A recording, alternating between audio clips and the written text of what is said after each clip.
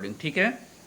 तो हम लोग बात कर रहे थे ह्यूमन बिहेवियर की। ह्यूमन बिहेवियर में हम लोग बात कर रहे थे तीन तरह के सेल्स की, रिसेप्टर सेल, एडजस्टर सेल और इफेक्टर सेल। तो रिसेप्टर सेल में बताया गया कि सेंस ऑर्गन से जिन सूचनाओं को हम रिसीव करते हैं, ठीक है, वो एडजस्टर सेल के द्वारा होते हुए इफेक्टर सेल पे जाता है। तो सेंस ऑर्गन हमारे पांच हैं: आँख, कान, नाक, जीभ, त्वचा। और इफेक्टर सेल जो है वो हमारा दो है, मसल्स और ग्लैंड। मसल्स के भी हमारे तीन प्रकार बताए गए हैं: स्ट्रिप मसल्स है, स्मूथ मसल्स है और कार्डियक मसल्स है। और ये जो ग्लैंड है, ग्लैंड में भी हम लोग बांट दें तो दो हिस्से में बढ़ जाएगा: एक्सोक्राइन ग्लैंड और इंडोक्राइन ग्लैंड, या डक्ट ग्लैंड और डक्टलेस ग्लैंड। तो इसकी चर्चा हम लोग अभी कर रहे थे। जब हमारा रिसेप्टर सेल सूचनाओं को रिसीव करता है और रिसीव करके एडजस्टर के माध्यम से इफेक्टर तक ले जाता है, तो इस पूरे मैकेनिज्म को रिसेप्टर एडजस्टर इफेक्टर मैकेनिज्म का नाम दिया गया है। एडजस्टर सेल को कंडक्टर सेल के नाम से भी हम लोग जानते हैं। ठीक है, इतनी बात बताई गई थी। अब हम बात करें न्यूरॉन की। तो न्यूरॉन के स्ट्रक्चर की बात करें, न्यूरॉन हमारा सबसे छोटा यूनिट है नर्वस सिस्टम का, ठीक है, जिससे सूचनाएं आने और जाने या रिसीव करना और इफेक्टर सेल तक ले जाने का काम होता है। तो ये न्यूरॉन जो है, इसमें 5 चीज़ें इंपॉर्टेंट है। ये dendrite, cell body, nucleus, axon और एंड ब्रश। ये पूरे स्ट्रक्चर में 5 चीज़ें आपको याद रखनी है कि डेंड्राइट से शुरू होगा। डेंड्राइट शखिका को बोलते हैं, जो कि पेड़ के टहनी के समान होता है। इन्फॉर्मेशन को कलेक्ट करने का काम इसी का होता है। कोई भी सूचनाएं, चाहे आँख से हो, चाहे नाक, कान, जीभ, त्वचा, कहीं से भी हो, सूचनाओं को रिसीव करने का काम डेंड्राइट का है। डेंड्राइट से जो सूचनाएं आती हैं वो सेल बॉडी से होते हुए न्यूक्लियस के माध्यम से एक्सॉन के थ्रू नीचे आएंगी और एंड ब्रश पे चली जाएंगी। एंड ब्रश पे एक इम्पॉर्टेंट चीज़ काम होता है जो बहुत इम्पॉर्टेंट है, साइनेप्टिक प्लेस। एक न्यूरॉन से दूसरे न्यूरॉन में सूचनाएं कैसे जाएं। एक न्यूरॉन में तो सूचना आ गई और एक न्यूरॉन दूसरे न्यूरॉन से सटा हुआ नहीं होता है, डिस्टेंस होता है, दूरी होती है। तो एक साइनेप्टिक प्लेस की बात की गई है। एंड ब्रश पर कुछ छेद होता है, ठीक है, जिसको बूटॉन्स बोलते हैं। वहाँ से न्यूरोट्रांसमीटर का सेक्रेशन होगा, ठीक है। न्यूरोट्रांसमीटर चारों तरफ फैल जाएगा और सूचनाएं उस न्यूरोट्रांसमीटर में इन्वॉल्व करेंगी और वहाँ से फिर डेंड्राइट तक पहुँचती हैं और फिर सूचना दूसरे न्यूरॉन में ट्रांसफ़र कर जाती है, ठीक है। तो इस जगह को, जो जहाँ पर न्यूरोट्रांसमीटर सेक्रेट होता है, इसको साइनेप्टिक प्लेस बोलते हैं, ठीक है। साइनेप्टिक प्लेस बोलते हैं। ये एक ऐसा जगह है जहाँ पर साइनेप्स क्या होता है, ट्रांसफ़र किया जा रहा है। क्लियर है कि कोई दिक्कत है किसी को? नहीं, ठीक है सर। अब न्यूरोट्रांसमीटर की बात कर लीजिए। किसी को याद है न्यूरोट्रांसमीटर कितने तरह का?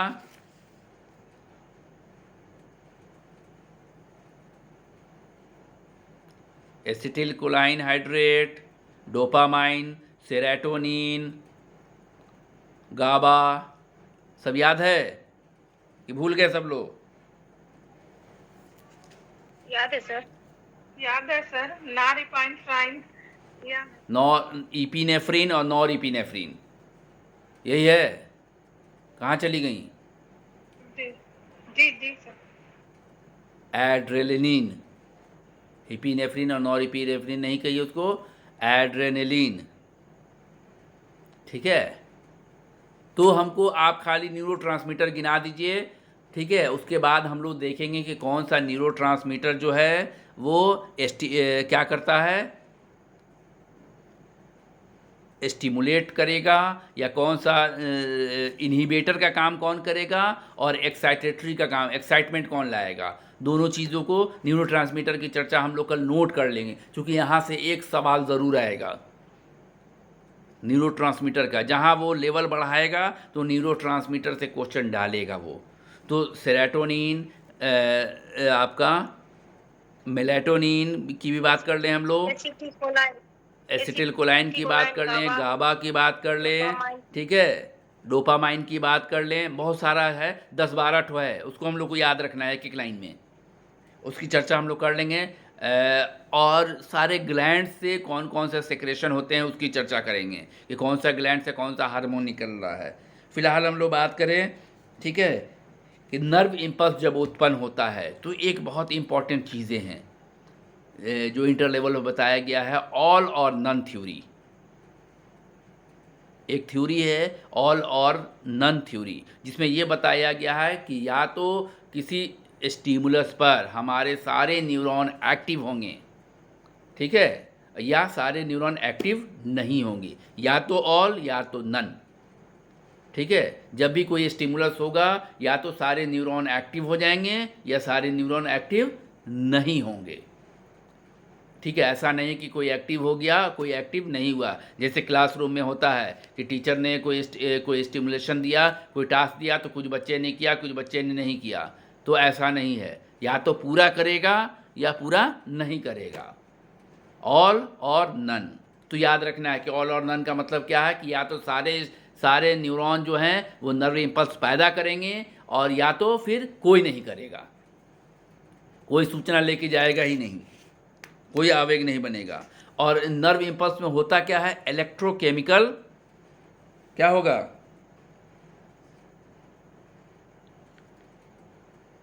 डिस्टरबेंस। जैसे ही हमारे सामने कोई स्टिमुलस आया, हमारा सेंस ऑर्गन जैसे ही एक्टिव हुआ, हमारे बॉडी में क्या होता है, इलेक्ट्रोकेमिकल डिस्टरबेंस शुरू हो जाता है, ठीक है। प्लस माइनस, हाँ ये बहुत इंपॉर्टेंट हिस्सा है, प्लस माइनस। कहाँ पर प्लस होगा, नर्व कंडक्शन में अंदर में माइनस होता है या ऊपर में माइनस होता है, ये हम भी कंफ्यूज हर बार कर जाते हैं। किसी को याद है, सोडियम और पोटेशियम, बाहर में सर। बताइए। Sir action potential, resting potential में तो सर माइनस में रहता है कि एक मिनट रेस्टिंग कंडीशन नहीं में। नहीं, रेस्टिंग पोटेंशियल में रेस्ट कर रहा है, हम एक्टिव नहीं हैं, जी तो एक जी सर। इसको मान लीजिए ये न्यूरॉन का ये, ठीक है, नर्व मान लें, तो इसके अंदर जो होगा वो क्या होगा और बाहर क्या होगा। सर रेस्टिंग पोटेंशियल में अंदर माइनस होता है और एक्शन पोटेंशियल में आपके माइनस की नहीं ज्यादा होता है एक resting ही potential में। अश्विया, एक ही बात, अंदर में माइनस, ठीक है। जब हम रेस्टिंग के ज्यादा हालत में minus हैं तो होगा। अंदर में माइनस है बाहर में प्लस है, यही ना है। सर इसमें क्वांटिटी का मैटर है, अगर नहीं, एक्शन में है पहले तो पहले प्लस बताइए नहीं, रहता क्या है नॉर्मल रेस्टिंग पोटेंशियल में, क्या रहेगा, माइनस और एक्शन में प्लस। बाहर में क्या रहेगा, प्लस, यानी पोटेशियम बाहर में और अंदर में माइनस। जैसे ही हम Yes, sir, एक्शन अंदर पोटेंशियल में आएंगे, प्लस जो है वो अंदर घुसने की कोशिश करेगा, ठीक है, और अंदर sir. जैसे ही घुसेगा माइनस बाहर चला जाएगा, तो फिर माइनस जो है वो अंदर वाले माइनस प्लस को बाहर निकालते हैं और बाहर वाला माइनस जो है फिर अंदर आता है। ये प्लस माइनस का जो सर्किल चलता है, इसी में एक्शन पोटेंशियल आएगा, इसी में एक्टिविटी आती है और नर्व इम्पल्स बनता है। तो चार्जेस कितने होते हैं, 0.70 एक्शन पोटेंशियल में, और रेस्टिंग पोटेंशियल में चार्जेस कितने हैं प्लस माइनस का,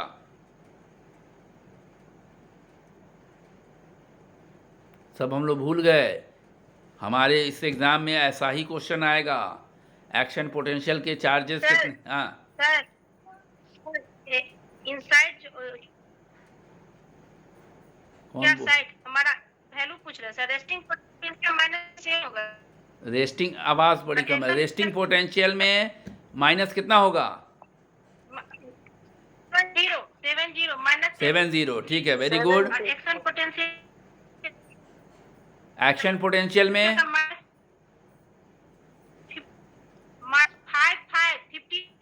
55। क्लियर है, याद रखिएगा कि रेस्टिंग पोटेंशियल वाला क्वेश्चन हमेशा पूछता है -0.70, ठीक है। चलिए, तो nerve conduction positive sir, inside negative हैं, आउटसाइड पॉजिटिव और इनसाइड नेगेटिव, ठीक है, रेस्टिंग में, जी सर। ठीक है, रेस्टिंग में इनसाइड नेगेटिव आउटसाइड पॉजिटिव हो जाएगा सर, और जस्ट अपोजिट हो जाएगा एक्टिव एक्शन में, एक्शन में, ठीक है। अब इम्पॉर्टेंट चीज़ हम लोग बात कर लें इसकी स्पाइनल कॉर्ड की। स्पाइनल कॉर्ड जो है हमारे सेंट्रल नर्वस सिस्टम का वो हिस्सा है, ठीक है, जो सेंट्रल नर्वस सिस्टम में आएगा। सेंट्रल नर्वस सिस्टम के दो पार्ट, ब्रेन और स्पाइनल कॉर्ड। तो स्पाइनल कॉर्ड का काम क्या है? रिफ्लेक्स आर्क और रिफ्लेक्स एक्शन को कंट्रोल करना, और क्या होगा?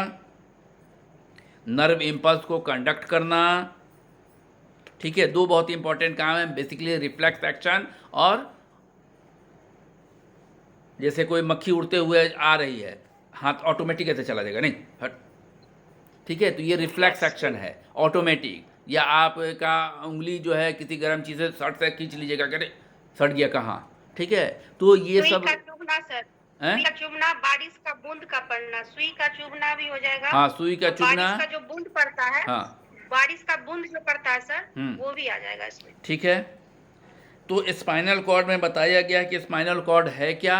तो गर्दन से लेके टेल बोन तक एक हड्डी की संरचना है जो एक दूसरे से जुड़ी हुई है, ठीक है। इसके अंदर 18 सेंटीमीटर का, 18 सेंटीमीटर नहीं, इंच, 18 इंच की एक संरचना है, ठीक है। एक गूदे टाइप की चीज़ है जिसको हम लोग स्पाइनल कॉर्ड के नाम से जानते हैं, जिसकी ऊपरी कवर जो होगा कैसा होगा? ग्रे मैटर का होगा कि वाइट होगा?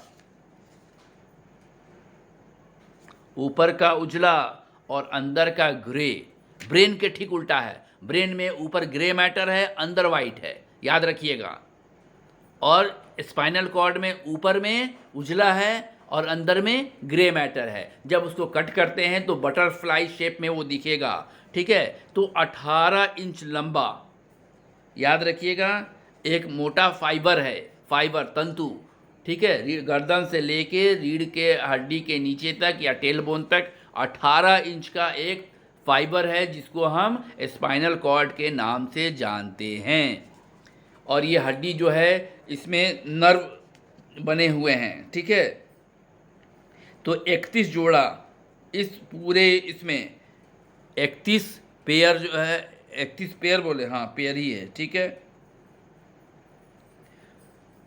नर्व निकलता है दोनों साइड से, एक इधर से एक इधर से, एक इधर से एक इधर से, ऐसा 31 है। उसको अगर बांट लीजिएगा तो वो 4 हिस्से में बटा हुआ है, सर्वाइकल, थोरोकिक, लंबर, सैक्रल, ठीक है। वो 4 हिस्से में हम लोग को देख लेना होगा कि कौन सा। सर्वाइकल जो है वो गर्दन के क्षेत्र का एरिया है, ठीक है। उसके बाद थोरोकिक है, सीने के एरिया, थोरोकिक मतलब सीना होता है, चेस्ट होता है। उसके बाद लुम्बर है, ठीक है, लुम्बर यानी कमर का एरिया, और कमर के नीचे को बोलते हैं सैक्रल, कमर के नीचे के हिस्से को। तो ये 4 हिस्से में 31 जो है वो नर्व बटा हुआ है, 31 पेयर नर्व, जो एक राइट साइड और एक लेफ्ट साइड जाता है। याद रखना है हम लोग को कि 31 पेयर है, ठीक है। और क्रेनियल नर्व कितना है? 12 पेयर है या 6 पेयर है? याद है किसी को? क्रेनियल का याद सर लग रहा है 12 था, थोड़ा सा 12 है शायद, हाँ। 6 नहीं है, 12 पेयर होगा। 6 नहीं है सर, हाँ। एक बार देख लीजिएगा, ठीक है। हम 12 ही, क्रेनियल 12 ही है सर, उसी हाँ, का देख था, के ग्रुप याद में है। डाल दीजिएगा, क्रेनियल नर्व 12 पेयर है या 12 है। ठीक है सर, टोटल लिख के भेज देंगे सर। हाँ, 6 का ठीक है। टोटल लिख के भेज। ताकि कंफ्यूजन नहीं रहे, क्योंकि ऑब्जेक्टिव क्वेश्चन है ना हम लोग का सारा। पेपर 1 भी दीजिएगा ना सर? पेपर 1 करने की कोई ज़रूरत नहीं है, अच्छा हो जाएगा ना। 80 नंबर का इंग्लिश, साइकोलॉजी है। अच्छा अच्छा। और हमको लाना कितना है? 48 number. Sir cranial nerve 12 pair है। 12 पेयर है ना? 12 है। हाँ, ठीक है। पिछली बार हमने गलती किया था, 6 पेयर बोला था, इसीलिए हमको याद था कि हमने गलती की है 6 और 12 में, तो 12 पेयर ही है, ठीक है, क्रेनियल नर्व। अब हम लोग बात कर ले ब्रेन की, ठीक है। तो ब्रेन हमारा बेसिकली स्पाइनल कॉर्ड का काम इतना ही है, रिफ्लेक्स एक्शन को कंट्रोल करता है और नर्व को कंडक्ट करता है। क्या करेगा? Conduction of nerve impulse.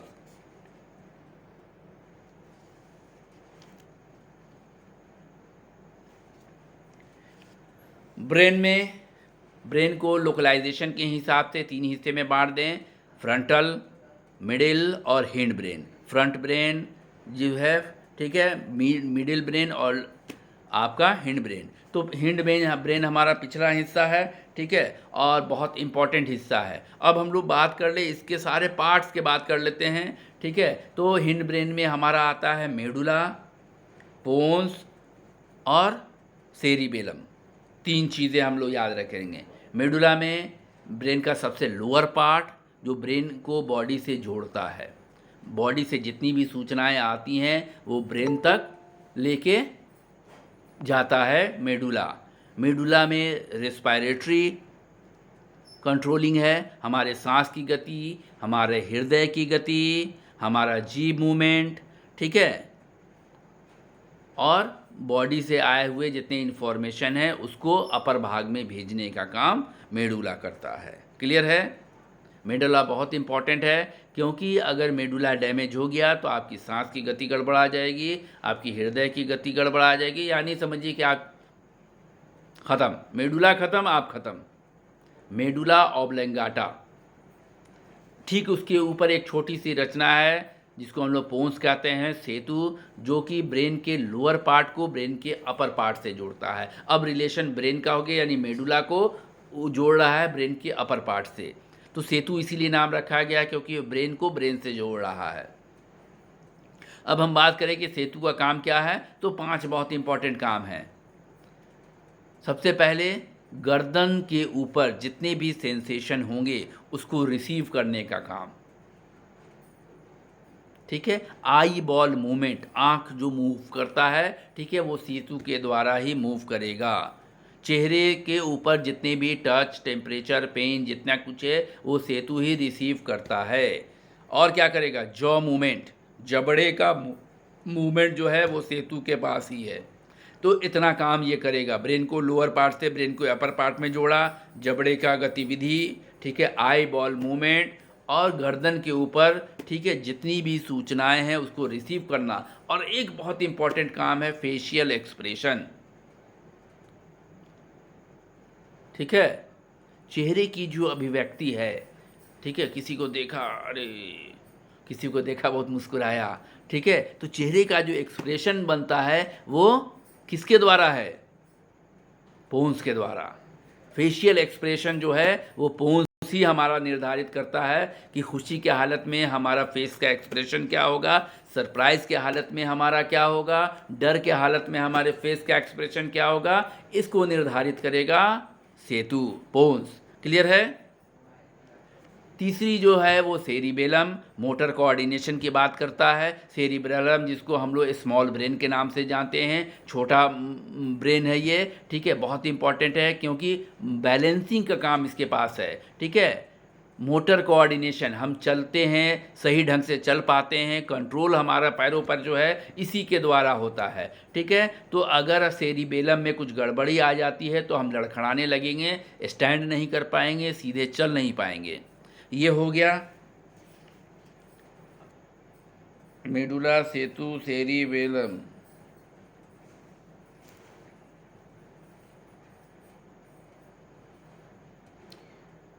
Mid brain में हम लोगों ने थोड़ा सा पढ़ा था, याद है किसी को? मिड ब्रेन में हम लोगों ने डाइंसेफिलॉन और क्या क्या पढ़ा था। इंटर लेवल में उतना तो नहीं पढ़ना है, फिर भी हम देखेंगे उसको। अब हम लोग बात कर ले फोर ब्रेन की, क्योंकि बहुत ज़्यादा कुछ पार्ट नहीं है, सेंसिटिव एरिया है। मिड ब्रेन जो है वो सेंसेशन से रिलेटेड है, जितने भी तरह के संवेदन होते हैं उसका सेंटर जो है वो मिड ब्रेन ही है। नेक्स्ट है हमारा, जो हम लोग बात कर ले फोर ब्रेन की, तो फोर ब्रेन में hypothalamus, thalamus, cerebrum, limbic system, reticular formation system, 5 चीज़ हम लोग देख लेते हैं। ये इंपॉर्टेंट है सारा, ठीक है। तो सबसे पहले हम बात कर लें थैलेमस की। थैलेमस जो है हमारे ब्रेन का वो सेंटर है, वो एरिया है जहाँ पर पूरे ब्रेन से या पूरे बॉडी से जितनी भी तरह की सूचनाएं आती हैं वो वहीं जाती हैं, वो सेंटर है, ठीक है। जहाँ पर थैलेमस का काम होता है कि जिस एरिया से सूचना आई है उस ब्रेन के उस एरिया में उसको भेजना। अगर आँख से सूचना आई है तो थैलेमस उसको रिसीव करेगा, फाइल फॉर्मेटिंग करके उसको ऑसिपिटल लोब में भेज देगा जहाँ आँख का सेंटर है। ठीक है। अगर कान से सूचना आई है तो कहाँ भेजेगा? टेम्पोरल लोब में भेजेगा। अगर बॉडी से सूचना आई है तो कहाँ भेजेगा? पेराइटल लोब में भेजेगा। ठीक है। अगर कोई समस्या से संबंधित, कोई प्रॉब्लम सॉल्यूशन से संबंधित, समस्या से संबंधित आया है, कोई सवाल का जवाब हमको देना है, ठीक है, कोई सवाल आपसे पूछा गया तो इसकी सूचना कहाँ भेजेगा? फ्रंटल लोब में भेजेगा। तो थैलेमस का काम है कि जितने भी तरह की सूचनाएं हमको आ रही हैं, ठीक है, उसको पार्टिकुलर एरिया, ब्रेन के पार्टिकुलर एरिया में भेज देना ताकि उसका सॉल्यूशन वहाँ से हो जाए। हाइपोथैलेमस के ठीक बगल में एक छोटी सी संरचना है थैलेमस, बहुत इंपॉर्टेंट है। ठीक है। इमोशन और मोटिवेशन का ये हब है, सेंटर है। इसको master of the master gland भी बोलते हैं क्योंकि मास्टर ग्लैंड हमारा प्यूटिटरी ग्लैंड है और प्यूटिटरी ग्लैंड के ऊपर भी ये कंट्रोल रखता है, इसीलिए इसको master of the master gland कहते हैं। यानी ये सारे हार्मोन्स पर भी, सारे ग्लैंड्स पर कंट्रोल करेगा और साथ साथ हमारे बिहेवियर, हमारे इमोशंस, हमारे मोटिवेशंस सारे को कंट्रोल करता है। यानी भूख, प्यास, सेक्स, ठीक है, हमारा इमोशन, संवेग सब इसी के द्वारा कंट्रोल होता है। क्लियर है? आगे बढ़ जाएं। इसके बाद हमारा रेटिकुलर एक्टिवेटिंग सिस्टम है, RAS, जिसको RF के नाम से भी हम लोग जानते हैं, रेटिकुलर फॉर्मेशन के भी नाम से जानते हैं। पूरे फ्रंटल ब्रेन से लेके हिंड ब्रेन तक पूरे ब्रेन में एक नेटवर्किंग है, एक जाल बिछा हुआ है जो कि हमारे स्लीप और एराउजल का सेंटर है। ठीक है। इसका निचला भाग एक्टिव होगा तो हम क्या करेंगे? सो जाएंगे। ऊपर वाला भाग एक्टिव होगा तो जाग जाएंगे। तो सोने और जागने की क्रिया जो है, ठीक है, रेटिकुलर फॉर्मेशन के द्वारा होती है। एक्टिवेटिंग सिस्टम ही है, ये आपको एक्टिवेट करेगा या डीएक्टिवेट करेगा। ठीक है। इसके बाद हम बात कर लें लिम्बिक सिस्टम की। तो लिम्बिक सिस्टम में 5 सब सिस्टम को मिला के एक लिम्बिक सिस्टम बनाया गया है जहाँ से बिहेवियर और इमोशंस को कंट्रोल किया जाता है। तो इस लिम्बिक सिस्टम में एमिगडाला, गायरस और सेप्टल एरिया, ये 3 हमारे बिहेवियर के लिए रिस्पॉन्सिबल है। एमिगडाला, गायरस सेंगुलेट और सेप्टल एरिया, ये हमारे बिहेवियर के लिए, ठीक है, बिहेवियर प्लस इमोशन। 2 और चीज़ें हैं, एक है हिप्पोकैम्पस, एक है ऑल्फैक्टरी बल्ब। तो ऑल्फैक्टरी बल्ब जो है वो हमारा काम करता है सूंघने के लिए, सेंस ब्रेन है ये, सूंघने का, स्मेल ब्रेन जिसको बोलते हैं। और जो हमारा वो है, क्या नाम है, हिप्पोकैम्पस, वो हमारा सेंटर ऑफ मेमोरी है। ठीक है। तो मेमोरी का वो सेंटर है जहाँ पर याददाश्त हमारी रहती है। अगर हिप्पोकैम्पस डैमेज होगा, ठीक है, तो क्या होगा? हमको चीज़ें याद नहीं रहेंगी। फिर हम क्या देखेंगे? हमारे पास रेट्रोग्रेड एमनेशिया और एंट्रोग्रेड एमनेशिया देखने को मिलेगा। एमनेशिया यानी हमको याददाश्त हमारी नहीं रहेगी। एंट्रोग्रेड एमनेशिया और रेट्रोग्रेड में क्या होता है? रेट्रोग्रेड एमनेशिया में पिछली बातें हम भूल जाते हैं। ठीक है। रेट्रोग्रेड एमनेशिया में पीछे की चीज़ हम भूल गए जो हमारे साथ हुआ, और एंट्रोग्रेड में हम आगे की चीज़ सीख नहीं पाते हैं, उसकी मेमोरी बनती ही नहीं है। तो समझ में आया? एंट्रोग्रेड में आगे की मेमोरी नहीं बनेगी, कुछ हम सीख नहीं पाएंगे, कुछ मेमोरी में स्टोर नहीं कर पाएंगे, कुछ जाएगा ही नहीं। और रेट्रोग्रेड में पीछे वाली जो घटना है उसको हम भूल जाएंगे। तो गजनी याद रखिएगा, गजनी में आमिर खान सब भूल जाता था कि अभी थोड़ी देर पहले क्या हुआ, हम क्यों यहाँ आए थे, क्या था वो, एंट्रो की रेट्रो? Sir anterograde amnesia. अरे रेट्रो,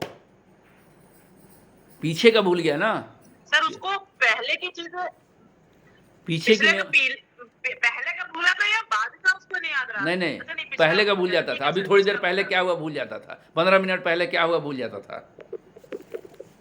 रेट्रो। अच्छा। एंट्रो में हमेशा याद रखिएगा कि नई चीज़ हम लर्न नहीं कर पाएंगे, वो मेमोरी में नहीं जाएगी।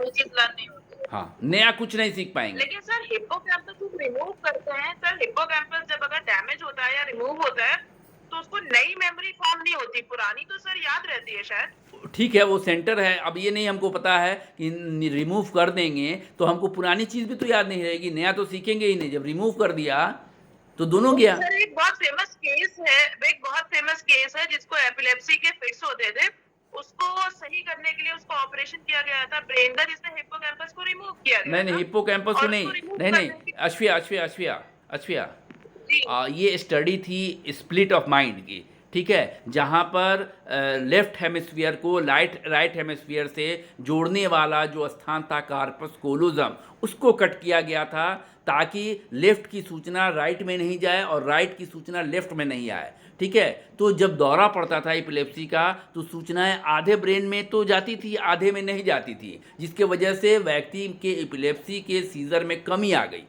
ये था वो कार्पस कोलोजम था जहाँ पर कटिंग किया गया था ताकि सूचना लेफ्ट की राइट में नहीं जाए और राइट की लेफ्ट में नहीं जाए। ठीक है सर, हिप्पोकैम्प इसको हम फिर से हाँ, देखेंगे इस हिप्पोकैम्पस स्टडी नहीं को। निकाला गया था, कार्पस कोलोजम। एपिलेप्सी के लिए ये बहुत सर इंपॉर्टेंट इसको था। फिर से देखेंगे, patient एस्पेरी का ये स्टडी था शायद, किसका है सर? एस्पेरी।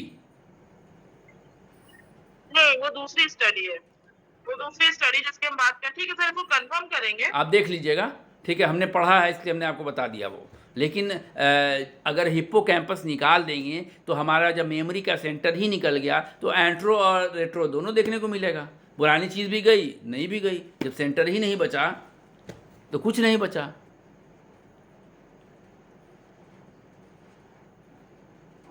क्लियर है? और सर हाँ। हंगर को अभी जो थैलेमस और हाइपोथैलेमस की बात की थी, हाँ, तो सर आपने बताया था कि thalamus is a very important part, और वो हमारी किन किन चीजों को, एक तो पिट्यूटरी ग्लैंड को master of the master gland करता, कंट्रोल करता है, और सर उसमें शायद इमोशन और मोटिवेशन की बात थी। जी नहीं, इमोशन मोटिवेशन तो हमारा हाइपोथैलेमस में था। हाँ, थैलेमस हाइपोथैलेमस में। hunger और thirst की बात थी। हाइपोथैलेमस में इमोशन और मोटिवेशन की बात हुई ना, क्योंकि वो जो एक मिनट हम समझ लीजिए ऐसे क्यों हम बता रहे हैं, ठीक है। चूँकि जो हमारा हाइपोथैलेमस है वो master of the master gland है, ठीक है। तो जो हमारा एड्रिनल ग्लैंड से सेक्रेशन होता है, जो हमारे अंदर इमोशंस को डेवलप करता है, उसकी कंट्रोलिंग उसके हाथ में चली गई। हाइपोथैलेमस ने थैलेमस को बताया था master of the master gland. Hypothalamus.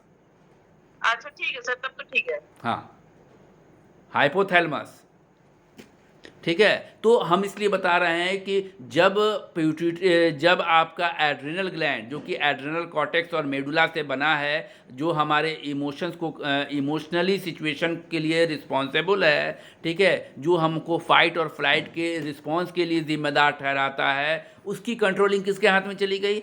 Hypothalamus के हाथ में। इसीलिए वो इमोशंस को भी कंट्रोल करता है और साथ साथ हमारे मोटिवेशन को भी कंट्रोल करता है। हमारा भूख, हमारा प्यास, हमारा सेक्स, ठीक है, ये तीनों जो बायोलॉजिकल मोटिव हैं, इसको हाइपोथैलेमस कंट्रोल करता है। एक क्वेश्चन बहुत इंपॉर्टेंट आता है, लेटरल हाइपोथैलेमस और वेंट्रोमेडुला हाइपोथैलेमस। अगर लेटरल हाइपोथैलेमस को हम क्या करें, डैमेज कर देंगे तो क्या होगा? बड़ा कंफ्यूजिंग क्वेश्चन है सर। एक में हंगर सैचुरेशन होता है और एक में हंगर का ईगरनेस होता है, मतलब भूख बिल्कुल नहीं लगेगी, और एक में भूख इतनी बढ़ जाएगी कि वो तब तक खाता रहेगा जब तक वो मर नहीं जाए या वोमिटिंग ना हो। कौन बताएगा लेटरल हाइपोथैलेमस?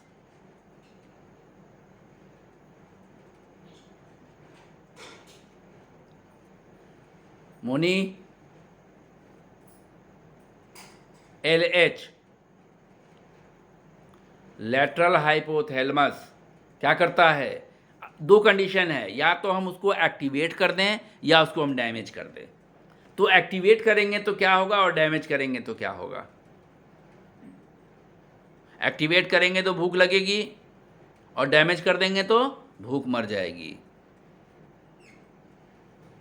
यही होगा ना? साइलेंस।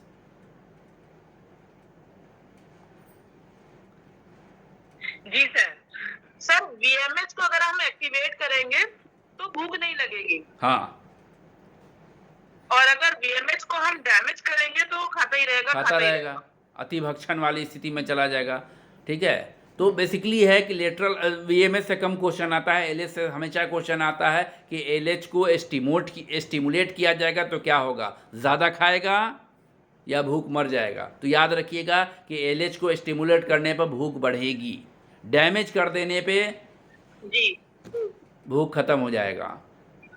भूख खत्म हो जाएगी। ठीक है, उसी तरीके से प्यास की बात कर ले तो प्यास का जो आधार बताया गया था, बायोलॉजिकल बेसिस क्या होगा, ऑस्मो रिसेप्टर की बात करेंगे, सेलुलर डिहाइड्रेशन की बात करेंगे कि जब हमारे सेल में पानी की कमी हो जाएगी, ठीक है, ऑस्मो रिसेप्टर हमारा एक्टिव होगा, रेनिन जो है वो एक्टिव होके क्या करेगा, खबर भेजेगा ब्रेन तक, सूचना हाइपोथैलेमस तक जाएगी, तब हमको प्यास की अनुभूति होती है।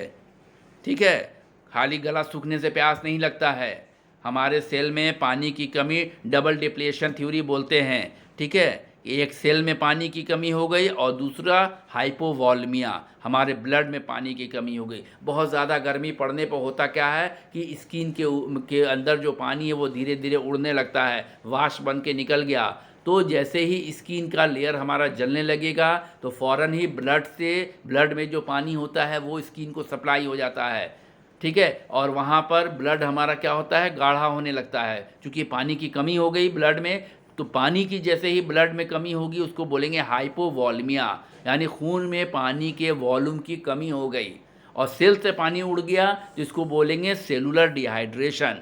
तो ये दो डबल डिप्लेशन थ्योरी है एप्स्टीन की। एप्स्टीन ने स्टडी करके बताया था कि प्यास का ये दो बेसिक आधार है। ठीक है, कि एक सेल में पानी की कमी हो जाना, दूसरे हमारे ब्लड के वॉल्यूम में पानी की कमी हो जाना, और इसकी सूचना जो है वो ब्रेन तक जाती है रेनिन के सेक्रेशन के द्वारा। ठीक है, जो कि किडनी से रिलेटेड है, और इसकी सूचना जाएगी ब्रेन को, और ब्रेन से फिर ऑर्डर आता है कि क्या करना है क्या नहीं करना है। तीसरा जो है हमारा सेक्सुअल एक्टिविटी की बात है, तो इसका भी सेंटर हाइपोथैलेमस ही है। ठीक है, तो जो भी ट्रिगर है, ठीक है, देखा गया स्टडी करके कि हाइपोथैलेमस को स्टिमुलेट करने पर सेक्सुअल एक्टिविटी चूहे में बहुत ज़्यादा बढ़ गई। ठीक है, बहुत बार इजुकुलेशन देखा गया, और उसको अगर स्टिमुलेट नहीं किया गया, डैमेज कर दिया गया, तो सेक्सुअल एक्टिविटी ख़त्म हो गई, फिनिश। तो देखा गया कि जो सेक्सुअल एक्टिविटी का सेंटर है वो हमारा हाइपोथैलेमस ही है। तो अब आ जाए एक इम्पॉर्टेंट ब्रेन का जो पार्ट है वो है सेरिब्रम। ब्रेन का सबसे बड़ा हिस्सा सेरिब्रम, जो कि ऊपर से ग्रे मैटर का होता है और अंदर से वाइट मैटर का होता है। क्रॉस करेंगे तो ये दो हिस्से में बटा हुआ है, लेफ्ट हेमिस्फीयर और राइट हेमिस्फीयर। ठीक है, और एक सेंट्रल सेल्यूकस एक और दरार है, दरार की वजह से ये चार हिस्से में बढ़ जाता है, चार पालियों में बढ़ता है, जिसमें हम लोग फ्रंटल लोब बोलते हैं, जहाँ से decision making, reasoning, thinking, problem solving, ठीक है, इस तरह के काम होंगे। ठीक है, दूसरा पेराइटल लोब है, जहाँ पर सेंसेशन का काम हो, पेराइटल, हाँ ठीक है, सेंसेशन का काम होगा। ठीक है, और सीपिटल के द्वारा विज़न से रिलेटेड काम होगा, और टेम्पोरल के द्वारा हमारा ऑडिटोरी, सुनने का काम होगा। तो चार हिस्से में ब्रेन हमारा बट गया। ठीक है, दो हिस्से में लेफ्ट हेमिस्फीयर और राइट हेमिस्फीयर। लेफ्ट और राइट को समझ लीजिए कि राइट जो है वो आर्टिस्टिक कार्य के लिए बना हुआ है, और लेफ्ट जो है हमारा वो भाषा का क्षेत्र है, लैंग्वेज पे कमांड जिसको होगा, ठीक है, जिसका डिसीजन मेकिंग, जिसका रीजनिंग, जिसका प्रॉब्लम सॉल्विंग बिहेवियर, ठीक है, वो सारी चीज़ें होंगी, उसका लेफ्ट हेमिस्फीयर ज़्यादा सॉलिड होगा, और जिसका आर्टिस्टिक नेचर होगा, जो कलात्मक कार्यों में निपुण होगा, उसका राइट हेमिस्फीयर ज़्यादा बेहतर होगा। और ये राइट हेमिस्फीयर और लेफ्ट हेमिस्फीयर दोनों ही एक कार्पस कोलोजम के द्वारा जुड़े होते हैं, जिससे कुछ सूचनाएं लेफ्ट से राइट में जाती हैं और राइट से लेफ्ट में जाती हैं। इसी को स्पेरी ने कट किया था इपिलेप्सी के पेशेंट के दौरा को कम करने के लिए, ताकि सूचनाएं ब्रेन के एक ही पार्ट में रहे। चूँकि ब्रेन का पार्ट ऐसा बना हुआ है लेफ्ट और राइट, कि लेफ्ट जो है वो राइट साइड का काम करता है, और राइट जो है वो लेफ्ट साइड का क्रॉस करके काम करता है। लेकिन फिर भी कुछ सूचनाएं लेफ्ट के द्वारा लेफ्ट साइड का भी काम करती हैं और राइट के द्वारा राइट का भी काम करती हैं। इसीलिए स्पेरी ने इसको कट किया था, ताकि लेफ्ट का अगर हम काटते हैं तो सूचनाएं राइट साइड में नहीं जाएंगी और राइट वाला जो है राइट का भी काम कर लेगा सीधे सीधे, और लेफ्ट का तो कर ही रहा है, अपोजिट है तो। क्लियर है? तो 4 लोब्स में हैं, 4 लोब के काम आपको क्लियर हो गए। मेरे ख्याल से इंटर लेवल पे इतना बहुत है, ठीक है। हाँ, कुछ चीज़ें और देख ले। ब्रोका एरिया, वर्निक एरिया, कौन बताएगा?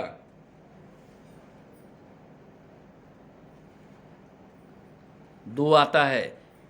लेफ्ट हेस्फीयर, ब्रोका एरिया लेफ्ट और हेमिस्फीयर में एक 2 सेंटर है। डेवलपमेंट एक, की बात। हाँ बोलिए।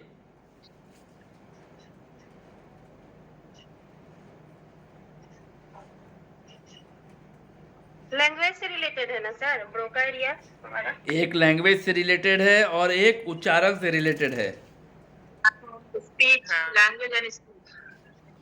कंप्रीहेंसिव ब्रोका एरिया किस चीज से रिलेटेड है? लैंग्वेज से सर। भाषा से सर, भाषा से, लैंग्वेज से सर। लैंग्वेज और वर्निक एरिया उच्चारण से। उच्चारण से। ठीक है, उच्चारण से सर। याद रखिएगा, यहाँ से क्वेश्चन आता है, ठीक है। और यहाँ से एक क्वेश्चन और आता है, डिसलेक्सिया, डिस्कैल्कुलिया, डिस्ग्राफिया। डिस्ग्राफिया। पता है डिसलेक्सिया, जिसमें अक्षर को पहचानने की अक्षमता देखी जाएगी, डिसलेक्सिया बोलेंगे, जहाँ पर अक्षर पहचान नहीं पाएगा, ठीक है। डिसकैल्कुलिया, ठीक से जोड़ नहीं पाएगा, कैलकुलेशन गड़बड़ है। डिस्ग्राफिया, लिख नहीं पाएगा, ग्राफ से बना है, ठीक है, ग्राफ से लिख नहीं पाएगा, खराब। क्लियर है? यहाँ से एक आध क्वेश्चन बनता है।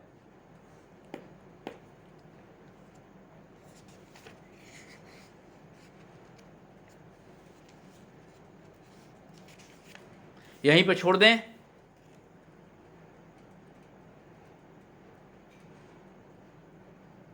कल हम लोग दो चैप्टर देखेंगे।